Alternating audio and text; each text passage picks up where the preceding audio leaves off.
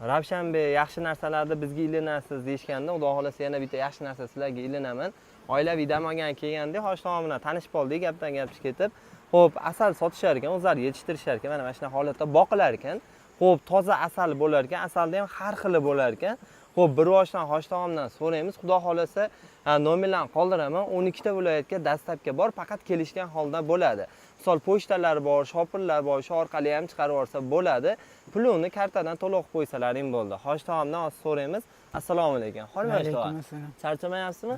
Xo'p, Hoji tog'a so'rashadigan bo'lsa, ko'proq sizdan olib sotaman deganlarga ham arzonroq qilib beraverasizmi? Xudo xolasa qilib berilaveradi. Xo'p, birinchi o'rinda hozir asalni ko'proq nima sog'liqqa foydalari bor?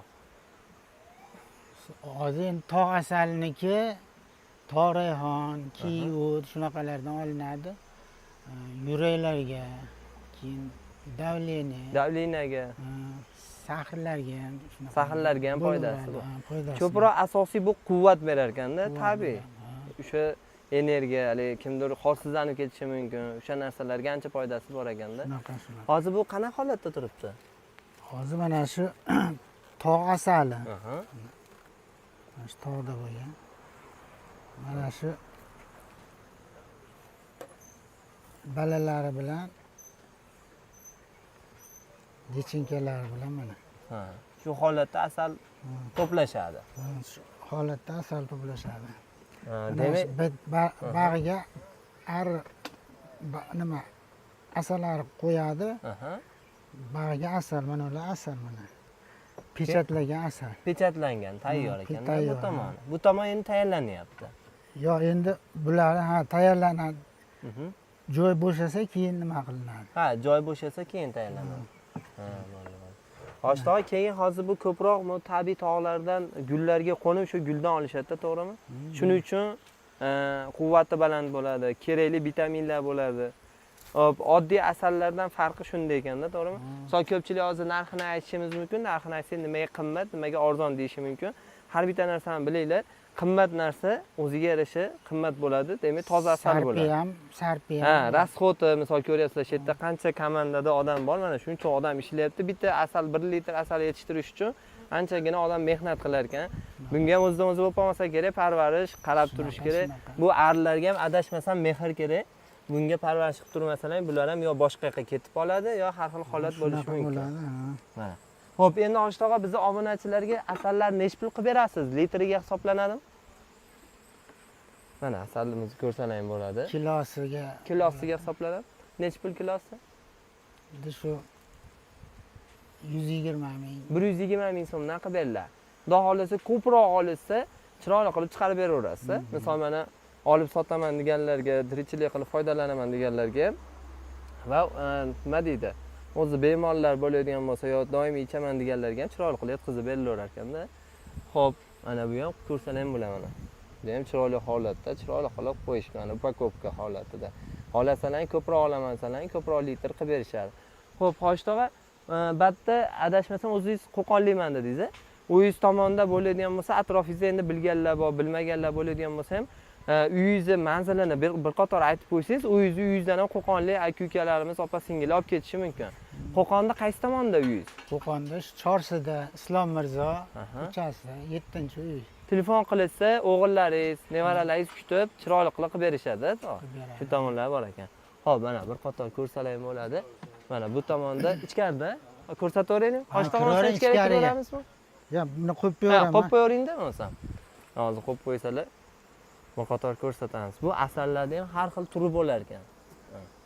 Nomi bo'lar ekan bularda. Hozir mana ichkariga kirib ko'rsatamiz. Mana asal olinish jarayoni ekan. Mana.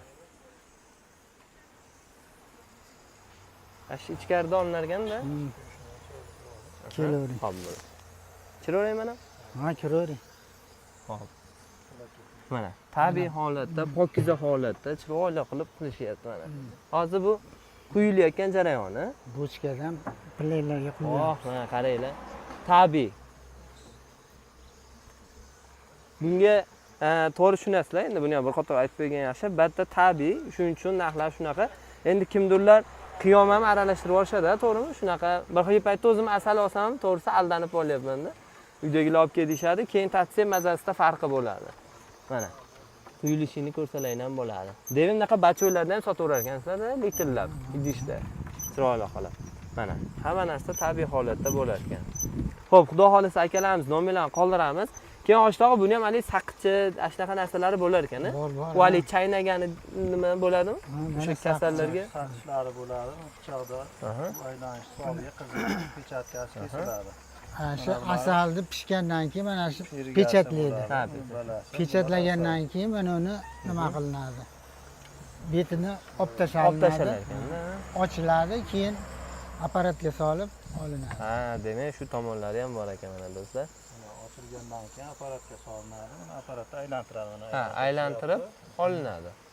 Sentrifuga bo'ladi mana. Ha, sentrifugada aylantiriladi. Zo'r ekan. Ag'ini kesmadingiz. Xo'p, ko'proq nimaga foyda endi oshtog'i o'sha saqichi? Nima uchun chaynashadi? Oshqozon, Aha. oshqozon. Undan keyin barmoqlar ichi, Ha, bilklariga foydasi bor. foydasi bor. Foydasi. Xo'p, bo'lmasam do'stlar biz xudo xolisa nomerlar qoldiramiz. Aloqaga chiqinglar, xudo xolisa aytaman. Yoshroq bolalar nomerini beradilar, Telegram, WhatsApplar bor. Aloqaga chiqsalar chiroyli qilib beringlar. Qo'shni davlatdagi aka-ukalarimizga ham kelishgan holda chegarani o'zigacha shopirdan chiqarib olsa, o'zing olaversa, pulni to'lov qilinadi. Oshtog'i kattakon rahmat. Erimay ma'lumot berganingizga. Mana buni hozir sentrifuga chiqarilyapti. Ha, mana chiqarib beradi. Boshiga Yonboshiga chachib beradi. sochib beradi. Ha, bo'ldi. Ha.